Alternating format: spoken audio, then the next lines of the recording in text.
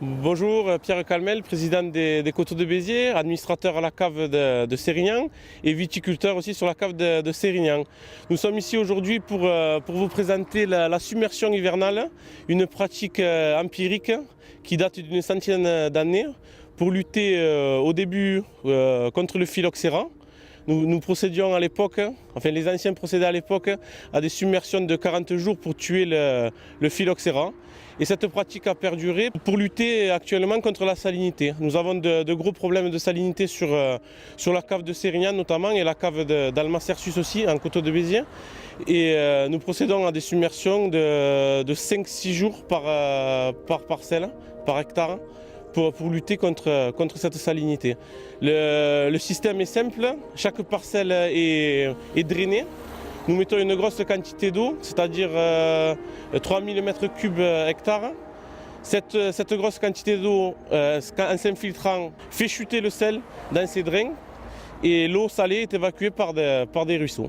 Ce système de submersion est un bon point aussi pour la biodiversité, puisque ça fait vivre tout un écosystème, notamment des oiseaux qui viennent, notamment des ibis noirs sur la commune de Sérignan. Et c'est un point positif et ça fait partie de notre culture et pour les Coteaux de Béziers et pour la cave de Sérignan et la cave de Cers. Pour lutter contre la salinité, il y a 3 facteurs. Il faut mettre une grosse dose d'eau à l'hectare.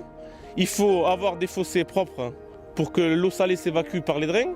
Et il faut un seuil de fond pour empêcher l'eau salée de remonter de la mer vers l'Orbe.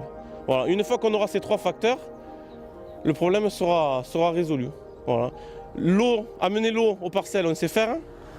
Avoir les fossés propres, on sait faire. Le seul facteur qui nous manque, c'est d'avoir un seuil de fond aujourd'hui. C'est vraiment important. Si on arrive à réunir ces 3 facteurs, la plaine de Sérignan sera sauvée. Sinon, chaque année, on perd des surfaces énormes. C'est un point négatif d'un côté, le sel, mais c'est un point positif aussi pour les vins, parce qu'on a des vins, que ce soit Cers ou la cave de Sérignan, on retrouve des vins qui sont vifs.